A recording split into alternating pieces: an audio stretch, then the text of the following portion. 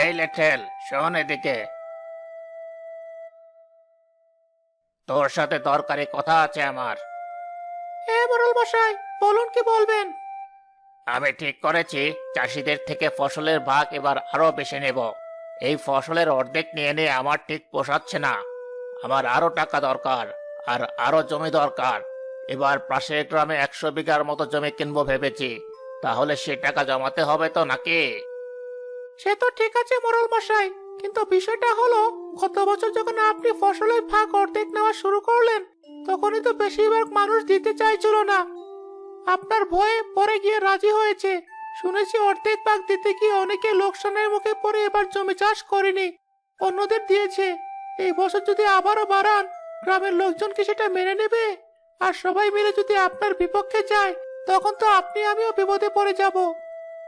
Little, তোকে তো আমি বুদ্ধিমান মনে করেছিলাম, কিন্তু তুই তো দেখে আস্ত একটা গাধা। কোথায় আমি আরো ভেবেছিলাম তোর মাথায় আমার মতোই বুদ্ধি, তোকে আমার কিছু বলতেই হবে না। এখন দেখে আস্ত একটা বলদ তুই। আমার যেটা মনে হয়েছে আমি সেটাই আপনাকে বলেছি। এতে আপনি আমাকে গাধা ভাবলে ভাবতে পারেন, তবে আমি এখন কি করব তাহলে সেটা বলে দিন। তুই আরো দুজন লেটেলের খোঁজ করে তোর সাথে রাখবি। গ্রামে যখন আমি যাব, তিন তিনটে লেটেল নিয়ে ঘুরে বেড়াবো। তাহলে গ্রামের লোকেরা ভয়ে আমার বিরুদ্ধে কোনো কথা বলার সাহস পাবে না।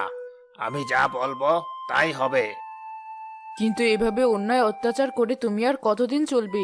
মানুষের পিঠ যখন দেয়ালে ঠেকে যাবে, তখন কিন্তু তাদের হাত থেকে তুমি রেহাই পাবে না। গিন্নি, বেশি বড় বড় কথা বলো না। ঘরে পায়ের উপর পা তুলে বসে বসে খাও তো। তুমি এসব বুঝবে না। ভুলে যেও না, আমার এসব টাকাই তুমি এই বড় বাড়িতে থাকতে পারো। তোমার ছেলে মেয়েরা বিদেশে লেখাপড়া করে। তুমি বাপের বাড়ি যাওয়ার সময় বস্তা ভরে ভরে জিনিস নিয়ে যাও। আমি কিন্তু কিছুই বলি না। তোমার ওই সৎ পথে থেকে কামাই করলে এসব ফুটানি কোথা থেকে করতে?